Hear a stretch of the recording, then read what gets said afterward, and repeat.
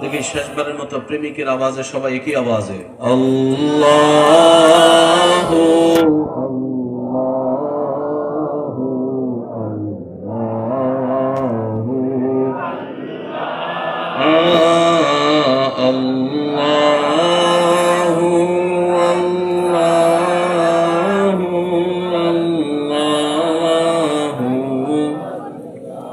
অধ্যক্ষ ইন্তেজামিয়া কমিটির পক্ষে জনাব আব্দুল কুদ্দুস মেম্বার, জনাব মাসুদ আলম সাহেব, জনাব আব্দুল মজিদ সাহেবের পক্ষে মাহফিল পরিচালনায় আলহাজ মৌলানা মোহাম্মদ এনামুল হক, মৌলানা ইকবাল হোসেন, সাদেক আহমদ রেজা, হাফেজ বুরহান রেজার পরিচালনা, বিশিষ্ট সমাজসেবক আলহাজ ইঞ্জিনিয়ার মনির হোসেন ভাইয়ের সভাপতিত্বে, ডক্টর আব্দুল কাদের সাহেবের সভাপতিত্বে, জনাব মনির হোসেন কন্ট্রাক্টরের উদ্বোধনে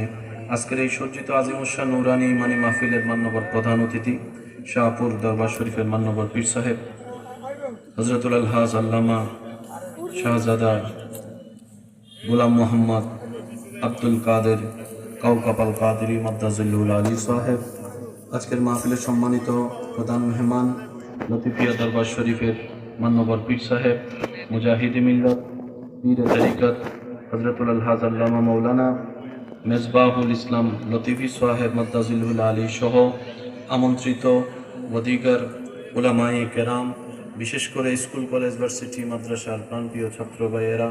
উপস্থিত এলাকার মান্যবর ব্যক্তিবর্গ, মুরব্বিয়ানে আজম, হাজিরানে মজলিস, আল্লাহর প্রেমিক, নবীর প্রেমিক, ইমানদার ভাইয়েরা, আসসালামু আলাইকুম ওয়া রাহমাতুল্লাহি তাআলা ওয়া বারাকাতুহু। আপন আপন জায়গা থেকে সবাই জবান খুলে একবার বলি আলহামদুলিল্লাহ। আল্লাহ তাআলা আমাদের সবার জীবনের অতীতকালের কবিরা সগীরা গুনাহকে মাফ করে দিন, বলি আমিন। আল্লাহ মেহেরবানি করে আমাদের সবার মা বাবার গুনাহ মাফ করে দিন, আমিন। আমাদের যত আত্মীয় স্বজন এবং এই এলাকায় যত কবরবাসী কবরের কঠিন আযাবে কষ্ট পাচ্ছে, আল্লাহ তাআলা দয়া করে মেহেরবানি করে সবার দোয়ার উসিলায় প্রত্যেকটি কবরবাসীকে আযাব থেকে মুক্তি দান করুক, আমিন।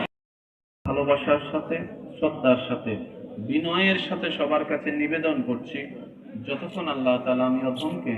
বলার সুযোগ দান করবেন, এই সময়টুকু সবাই একটু মনের কান দিয়ে শোনার চেষ্টা করবেন। সবাই বলি ইনশাআল্লাহ।